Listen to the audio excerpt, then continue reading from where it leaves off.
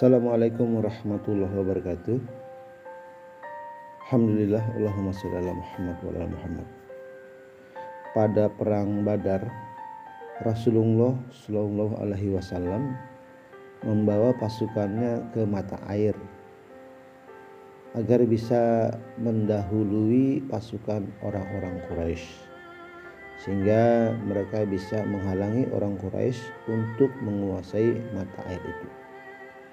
Maka pada petang hari mereka sudah tiba di dekat mata air Badar. Disinilah Al-Hubab bin Al-Munzir tampil layaknya seorang penasihat militer. Seraya bertanya, "Wahai Rasulullah, bagaimana pendapat engkau tentang keputusan berhenti di tempat ini? Apakah ini tempat berhenti yang diturunkan Allah kepada engkau? Jika begitu keadaannya, maka tidak ada pilihan bagi kami maju atau mundur dari tempat ini. Ataukah ini sekedar pendapat, siasat, dan taktik perang?" Kemudian Rasulullah menjawab, "Ini adalah pendapatku, siasat dan taktik perang." Dia berkata lagi, "Wahai Rasulullah, menurutku tidak tepat jika kita berhenti di sini. Pindahkanlah orang-orang ke tempat yang lebih dekat lagi dengan mata air daripada mereka. Kita berhenti di tempat itu dan kita timbun kolam-kolam di belakang mereka. Lalu kita buat kolam yang kita isi air hingga penuh. Setelah itu kita berperang menghadapi mereka. Kita bisa minum dan mereka tidak bisa."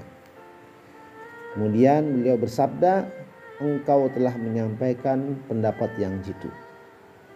Maka Rasulullah SAW memindahkan pasukannya sehingga jarak mereka dengan mata air lebih dekat lagi daripada pihak musuh. Separuh malam mereka berada di tempat itu, lalu mereka membuat sebuah kolam air dan menimbun kolam-kolam yang lain. Tatkala orang-orang muslim sudah berhenti di tempat yang dimaksudkan, dekat mata air maksudnya, maka Sa'ad bin Mu'adz mengusulkan kepada Rasulullah SAW, bagaimana jika orang-orang muslim membuat tempat khusus bagi beliau untuk memberikan komando, sekaligus sebagai antisipasi adanya serangan mendadak, serta kemungkinan jika mereka terdesak dan sebelum memastikan kemenangan. Dia berkata, "Wahai Nabi Allah, bagaimana jika kami membuat sebuah tenda bagi engkau dan kami siapkan kendaraan di sisi engkau. Kemudian biarlah kami menghadapi musuh. Jika Allah memberikan kemenangan kepada kita atau musuh, maka memang itulah yang kami sukai. Tetapi jika hasilnya lain, maka engkau bisa langsung duduk di atas kendaraan lalu bisa menyusul orang-orang di belakang kami. Di sana masih ada beberapa orang yang tidak ikut berperang dengan kami. Wahai Nabi Allah, mereka jauh lebih mencintai engkau daripada cinta kami kepada engkau. Jika mereka menganggap bahwa engkau harus menghadapi perang, tentu mereka tidak akan mangkir dari si engkau. Allah pasti akan membela engkau bersama mereka, memberikan nasihat kepada engkau dan berjihad bersama engkau." Maka Rasulullah Shallallahu Alaihi Wasallam memohon dan mendoakan kebaikan bagi Sa'ad. Lalu orang-orang muslim membuat sebuah tenda di tempat yang tinggi, tepatnya di sebelah timur laut dari medan perang.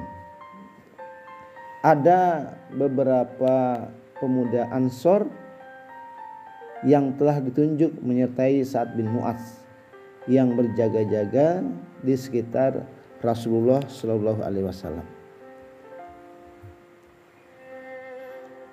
Kemudian Rasulullah SAW mempersiapkan pasukan berkeliling di sekitar arena yang akan dijadikan sebagai ajang pertempuran.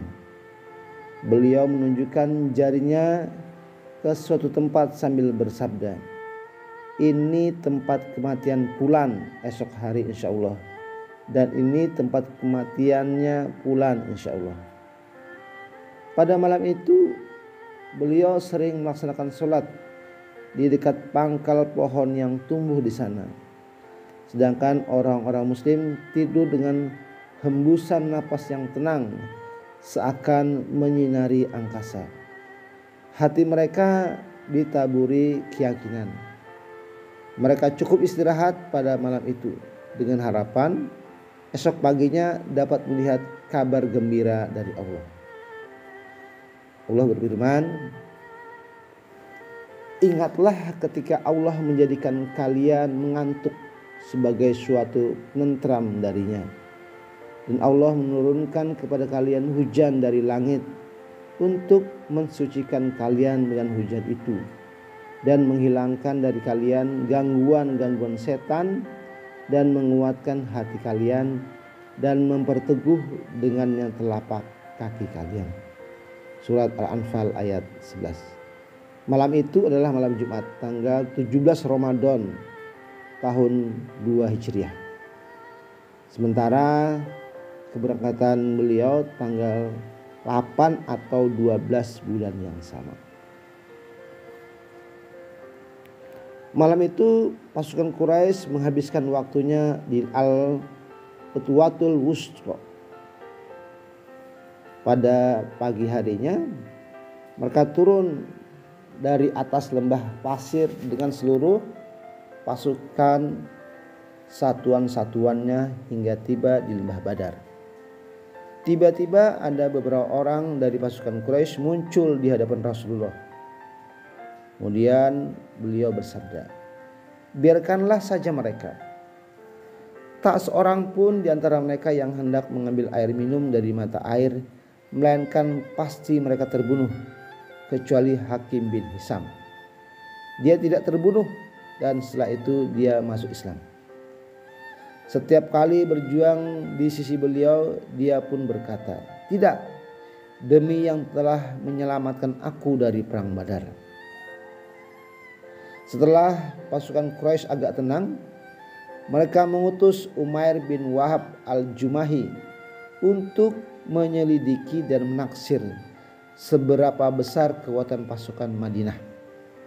Maka Umair berputar-putar di sekitar pasukan muslimin dengan menaiki kudanya, kemudian kembali menemui rekan-rekannya dan berkata, 300 orang kurang atau lebih. Tetapi tunggu dulu, biar ku selidiki lagi kalau mereka mempunyai pasukan cadangan atau pasukan pendukung di belakangnya. Lalu dia memacu kudanya hingga cukup jauh, dan setelah tak ada satu pun yang dilihatnya, maka dia segera kembali lagi menemui pasukan Quraisy dan berkata pada mereka, aku tidak melihat apapun, tetapi wahai orang-orang Quraisy, kulihat bencana besar yang membawa mimpi, kolam-kolam Yastrib yang membawa kematian yang memilukan. Mereka adalah orang-orang yang tidak mempunyai tameng dan benteng kecuali pedang-pedang mereka. Demi Allah, tidak ada di antara mereka yang terbunuh, melainkan dia telah membunuh salah seorang di antara kalian. Jika jumlah mereka sama dengan jumlah kalian, maka tidak ada artinya hidup setelah itu. Maka pikirkanlah hal ini. Pada saat itu ada pula aksi penentangan terhadap Abu Jahal yang mengotot untuk terus berperang. Aksi penentangan ini mengajak pasukan untuk kembali ke Mekah tanpa harus bertumpur dengan musuh. Maka Hakim bin Hizam kembali bersama beberapa orang. Lalu dia menemui Utbah bin Rabi'ah dan berkata, wahai Abul Walid, engkau adalah pemuka Quraisy, memimpin dan orang yang dipatuhi. Apakah engkau ingin memperoleh kenangan yang manis sepanjang masa? Apa itu wahai Hakim? Kata Utbah, pulanglah dengan orang-orangmu dan bawalah urusan sekutumu Amr bin al-Hadrami. Amr adalah orang yang terbunuh saat dipanah satuan perang muslimin di Naqlah. Utbah berkata, aku pasti akan melakukannya dan engkaulah penjaminku atas tindakan ini. Memang dia adalah sekutuku. Maka akulah yang akan menangani masalah tebusannya dan harta yang seharusnya milik dia. Kemudian Utbah berkata kepada Hakim bin Hizam, "Kalau begitu temuilah Abu Jahal. Aku tidak takut jika urusan orang-orang ini menjadi terpecah karena dia." Lalu Utbah bin Rabi'ah berdiri di hadapan mereka dan berkata, "Wahai semua orang Quraisy, demi Allah, sebenarnya tidak ada gunanya kalian memerangi Muhammad dan rekan-rekannya. Demi Allah, kalaupun kalian bisa mengalahkannya, toh seseorang di antara kalian tetap memandang wajah seseorang yang membuatnya benci tatkala melihatnya, karena anak panahnya atau seseorang di antara kerabatnya ikut menjadi korban. Pulanglah, biarkanlah urusan Muhammad dengan orang-orang Arab. Jika mereka dapat mengalahkannya, maka biarkan saja kalian tidak mendapatkan apa yang kalian inginkan." Hakim bin Hizam menemui Abu Jahal yang sedang mempersiapkan baju besinya, seraya berkata, "Wahai Abdul Hakam, sungguhnya Utbah mengutusku untuk berkata begini dan begini." Abu Jahal berkata, "Demi Allah, rupanya dia benar-benar ketakutan tatkala melihat Muhammad dan rekan-rekannya. Demi Allah, kita tidak akan kembali sebelum Allah memutuskan perkara antara kita dan Muhammad. Biarkan saja Utbah dan perkataannya. Yang pasti dia sudah melihat bahwa Muhammad adalah pemakan hewan yang sudah dipotong dan di tengah mereka ada anaknya, sehingga dia menakuti kalian untuk berhadapan dengannya. Yang dimaksudkan dengan adanya anaknya adalah Usaifah bin Utbah yang sudah sejak lama masuk Islam dan juga ikut hijrah. Tatkala Utbah mendengar ucapan Abu Jahal, demi Allah, rupanya dia benar-benar ketakutan. Maka dia berkata, "Perlu dilihat pantat siapa yang lebih kuat, engkau, entah dia atau aku." Demikian sedikit cerita persiapan perang Badar di pasukan kaum muslimin dan Quraisy. Assalamualaikum warahmatullahi wabarakatuh.